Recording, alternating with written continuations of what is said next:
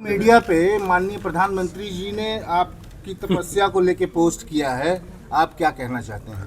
जी, उनको तो बहुत धन्यवाद देना चाहता हूँ कि उन्होंने हमारी गुरु परंपरा को नमन किया है और ऐसे ही हम कार्य करते रहेंगे, यह उनको आश्वासन देते हैं।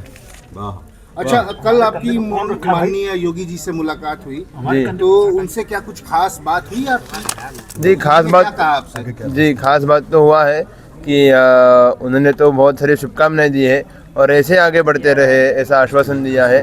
उसके लिए अगर कुछ आपको आगे बढ़ना है, कुछ आवश्यकता है तो हमसे संपर्क कीजिएगा, ऐसा कहा है। आपने अभी जो अच्छा, ये बताइए कि आप एक बात बताइए, ये 50 दिनों की जो तपस्या है, इसकी जो एकाग्रता है वो किस तरीके से आपको प्राप्त हुई, कैसे वो तो भगवान की कृपा ही हम पर हुआ है और गुरुजनों का आशीर्वाद मिला है, इसलिए यह साध्य है।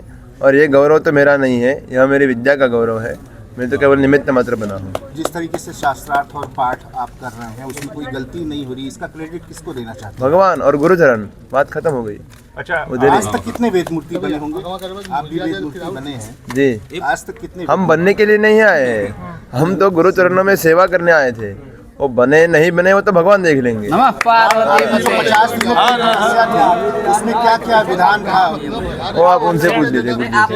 आपने जो 2000 मंत्र कंठस्थ किए हैं, जो आपका स्मरण उसके लेकर क्या कुछ कहेंगे? जी? कैसे जो आपने 2000 जो मंत्रों को कंठस्थ किया है उसको लेकर क्या कहेंगे? कहाँ से ये प्रेरणा आई, आप क्या कहेंगे उसको लेकर? मतलब वो तो हमारे पिताजी ने हमको आज्ञा किया कि इसका भी पारण करो, तो हमने गुरु पिताजी की आज्ञा को शिरोधार्य माना और उसी को आगे लेके हम बढ़े और वो साध्य भी हो गया। इसलिए यही साबित होता है कि गुरु चरणों का और पिताजी और मातृ का आज्ञा पालन करना चाहिए। आपने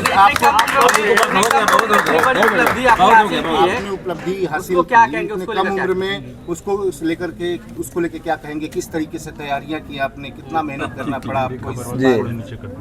जी, उसके लिए तो परिश्रम तो करना ही पड़ता है, कोई भी विषय में आप जाएंगे तो अथक परिश्रम से यह साध्य हुआ है और गुरु चरणों का आशीर्वाद है, यही हम कहेंगे और बार बार यही कहेंगे। आपकी जो विधि थी 50 दिनों की जो तपस्या थी वो क्या थी, कुछ बता पाएंगे हम लोगों को?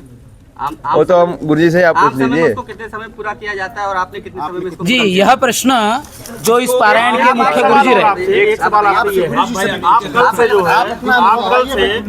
आप कल से सोशल मीडिया पर पूरे देश में विश्व में चर्चा में है, इसमें आप युवाओं से क्या कहना चाहेंगे जो अभी 15-16 वर्ष के हैं, 12 वर्ष के हैं, उनके लिए क्या मैसेज है? दूसरा ये कि क्या बचपन से बुद्धि इतनी तेज थी, पीछे थी कि जो हम बोल रहे थे वो याद हो रहा था, जो पढ़ रहे थे याद हो रहा था, क्योंकि ये पूरा देश में अचंभित है कि कठिन काम है, इतने कम उम्र में कैसे जी, हमने अध्ययन शुरू किया था 8 साल की उम्र में। कार्यक्रम है नहीं हम लोग। अच्छा, सवाल बताइए, हम लोगों को बताया गया कि ये जो आपने माला पहनी है वो कुछ खास है, इस तरीके का जो सम्मान होता है, जो ये आपको पुष्प। अरे हम बोल तो दिए, ये हमारा सम्मान नहीं है, ये विद्या का सम्मान है, तो वही सब विद्या का सम्मान है, हम तो निमित्त मात्र बने हैं।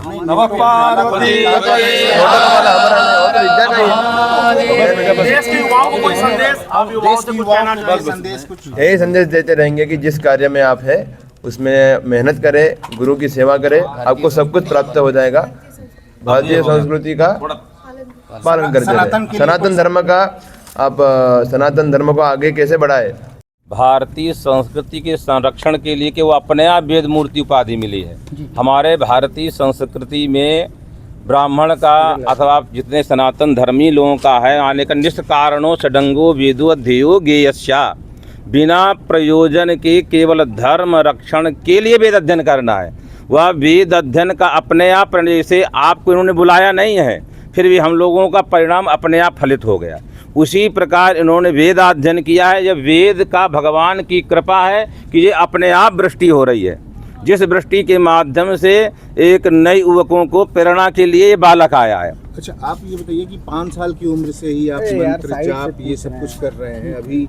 वो 5 साल वाले बच्चे को तो नहीं याद, पिताजी बताएंगे। हाँ। गुरु जी हैं, ये गुरु जी बताएंगे। गुरु जी है, गुरु जी भी है, पिताजी भी है, दोनों चीजें हैं। ऐसा है हाँ, उपनयन संस्कार के बाद उसका अध्ययन चालू हुआ है और लगभग 9 से 10 साल में उसने अभ्यास पूरा किया है।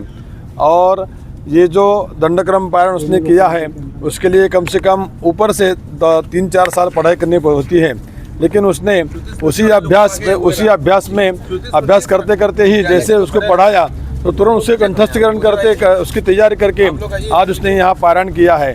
और जैसे स्वामी जी ने बताया उस प्रकार से ये जो पारायण हुआ है किसी उपाधि को प्राप्त करने के लिए बिल्कुल हुआ नहीं है, क्योंकि ऐसा लगता है कि किसी प्राप्ति के लिए पारायण किया है, ये बिल्कुल यह गलत संदेश जाएगा।